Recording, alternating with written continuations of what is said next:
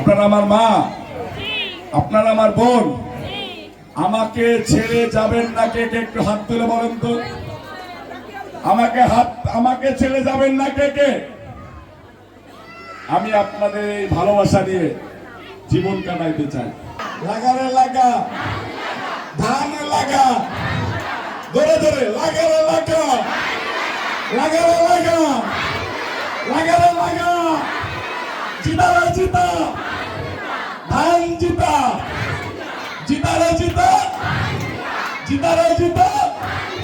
এরকম প্রত্যেকটা ওয়ানে ওয়ানে মাদের কাছে, বোনদের কাছে নিয়ে বসতে চাই, তাদের সমস্যা শুনতে চাই, তাদের পাশে থেকে আমার জীবনের শেষ দিন পর্যন্ত কাটিয়ে দিতে চাই। আপনারা লাগবেন না আমাকে? আমাদের এখানে কোনো নেতা আসেনি, আমরা কাউকে চিনি না। যে নেতা আমাদের দেখার জন্য উঠান বৈঠকের ব্যবস্থা করেছে, আমরা সেই নেতার কাছে যাব। সেই নেতা আমাদের ভাই, সেই নেতা আমাদের সন্তান।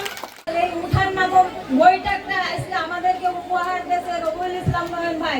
তাই আমরা সবাই রবিউল ইসলাম নয়ন ভাইয়ের জন্য দোয়া করব এবং তার ডাকে আমরা যে সবাই মিলে কাঁধে কাঁধ মিলে আসছি, তার যে স্বপ্নটা আমরা সবাই মিলে পূরণ করব।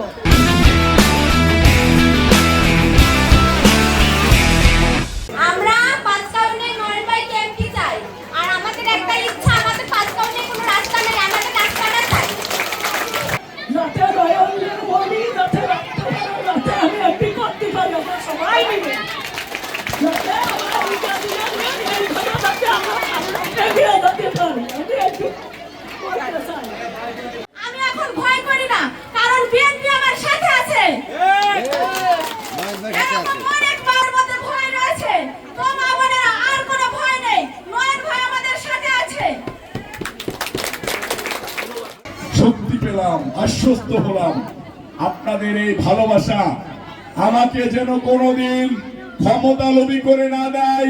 আপনাদের এই ভালোবাসা আপনাদের পায়ের নিচের মাটির সাথে যেন আমাকে মিশিয়ে রাখে সারাটা জীবন। আল্লাহর কাছে এই দোয়া করি। আচ্ছা, আপনাদের এই ভালোবাসা, যে ভালোবাসা দিয়েছেন, এই ভালোবাসা মনে করেন আমাকে 5টা বছরের জন্য তারেক রহমান সাহেবের সাথে মিশে আপনারা সুযোগ সুবিধা দিলেন। আমি যদি আপনাদের সাথে বেঈমানি করি, পরের বার কি আর আমি আপনাদের কাছে আসতে পারবো? পারবো? পারবো না। বিগত দিনে যাদেরকে আপনারা ভোট দিয়েছেন, ভোটের দিন বাদে আপনাদের কাছে আর কখনো এসেছে? আপনারা আমি মনোনয়ন পাবো কিনা আমি জানি না, আমাকে তারেক রহমান সাহেব মনোনয়ন দেবে কিনা আমি জানি না। আপনারা চাইলেই তারেক রহমান সাহেব আমাকে মনোনয়ন দেবে, না চাইলে দিবে না। আপনারা কে কে আমার মনোনয়ন চান, আমাকে এমপি হিসেবে চান? আমি যেন কোনোদিন আপনাদেরকে ছেড়ে না যাই। আল্লাহ পাক রব্বুল আলামিন যেন কোনো না কোনো উসিলায় আপনাদের পাশে থাকার জন্য আমাকে বাধ্য করে। আমিও আল্লাহর কাছে এই দোয়াই করলাম। অনেক গরম পড়েছে, আমি আর সময় নেব না। এত বৃষ্টি উপেক্ষা করে আপনারা এসেছেন, আমার জন্য ভালো থাকবেন। আমি আপনাদের কষ্টের কারণ হয়ে থাকলে আমাকে ক্ষমা করে দেবেন। এত কষ্ট করে আপনারা যে এতক্ষণ বন্ধু বসে আছেন, এটা আল্লাহর অশেষ রহমত ছাড়া কোনোভাবেই সম্ভব না। আল্লাহর কাছে দোয়া করি, আল্লাহ যেন আপনাদের দিলের সাথে আমার দিলের সম্পর্ক করে দেয়। আল্লাহ যেন আপনার আমার সাথে আল্লাহর দিলের সম্পর্ক করে দেয় ইনশাআল্লাহ। সকলে ভালো থাকবেন। আসসালামু আলাইকুম।